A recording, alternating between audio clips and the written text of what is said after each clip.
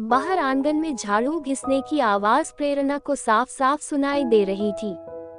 वो समझ चुकी थी, दिन के 1 बजे तक ही उसकी सास काम निपटा पाती है। प्रेरणा ने करवट बदली, अपनी दवाइयों के बैग की तरफ नजर पड़ी तो मन दर्द से भर उठा उसका। इस बीच उसकी सास का फोन बज गया। प्रेरणा ने आवाज दी, मम्मी जी आपकी कॉल आ रही है। अगले ही पल फोन सास के चंगुल में था। हाँ भाभी जी, घर के काम में व्यस्त रहती हूँ, फोन तो कहाँ ही यूज करूँ मैं। जिस उम्र में बहू ने मेरी सेवा करनी थी, मैंने बिस्तर पर आराम करना था, उस उम्र में बहू की सेवा कर रही हूँ। बहू बिस्तर पर आराम में है, काम मैं कर रही हूँ भाभी। सब किस्मत की खेल है भाभी, वरना बेटे की शादी करके बहू सुख कैसे न मिलता मुझे। प्रेरणा की सास उन परिचित से अपना और अपनी किस्मत का दुखड़ा रो रही थी। अरे बहन, मुझे तो अरुण ने ही बताया कि प्रेरणा बहू को डॉक्टर ने ही सख्त होकर कहा है आराम करने को। अरुण ने ही बताया है कि अगर अब भी प्रेरणा पहले जैसे ही अपने स्वास्थ्य के प्रति लापरवाह रहेगी तो उसका जिंदा रहना मुश्किल हो जाएगा। तुम्हारी बहू का स्वास्थ्य ऐसे हो कैसे गया बहन? अच्छे भले घर की बहू कुपोषण की शिकार, अनीमिया की शिकार। ताज्जुब की बात नहीं है क्या? अब जब घर की बहू ही बीमार हो जाए तो घर क्या खाक सही रहे। मैं तो सुबह ही अपनी बहू पर चिल्लाई हूँ, साफ साफ बोल दिया है मैंने अपनी बहू को कि बीमार नहीं पड़ना है।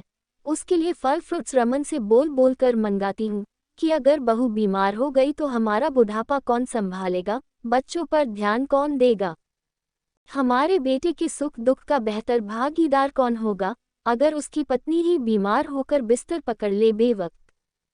साफ सी बात है बहन की कर्म फल मिलते ही मिलते हैं। अब बहू का ध्यान रखूंगी तो अपना सास जीवन सुख से जी पाऊंगी, मेरा बेटा खुश रहेगा, नाती पोतों की जिम्मेदारी सब पर रहेगी और इस सब के कारण घर हमारा खुशहाल रहेगा। मैं तो बहू के प्रति शिद्दत से अपने कर्मफल अच्छे रखने पर मेहनत कर रही हूँ, खासकर जब से प्रेरणा बहू की बीमारी की बात सुनने में आई है। प्रेरणा की सास को उन परिचित की बातें सुन जैसे सांप सूंघ गया हो। कुछ बोलने के बजाय प्रेरणा के प्रति सास के रूप में किए गए रूखे सूखे व्यवहार के चलचित्र आंखों के सामने छाने लगे थे। जो रूखा सूखा व्यवहार वो अक्सर प्रेरणा के साथ करती आई थी। अरे कल के चावल पड़े हैं बहू फ्रिज में, उनको गर्म करके तुम खा लेना।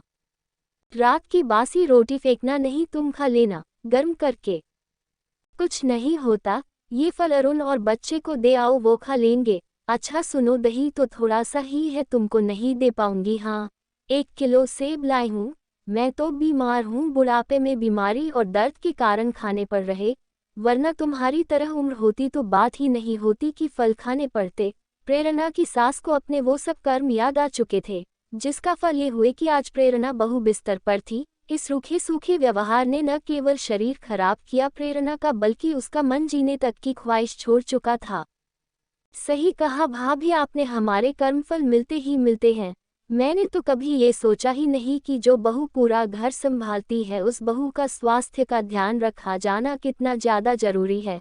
स्वस्थ खान पान न मिल पाने पर वो बिस्तर भी पकड़ सकती है, उसके शरीर में खून की कमी हो सकती है, वो कुपोषण का शिकार हो सकती है।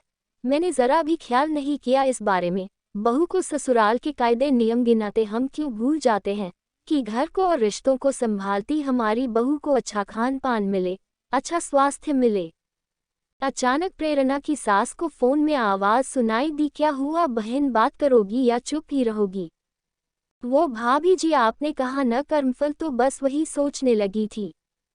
प्रेरणा की सास गंभीर होते हुए बोली, मुझे सब पता लग चुका है बहन, मैं अगर ये सवाल जवाब तुमसे डायरेक्ट करती तो तुम अपनी गलती अपने कर्म को जरा भी जिम्मेदार न समझती इन परिस्थितियों का, इसलिए मैंने अपना और अपनी बहू का उदाहरण दिया।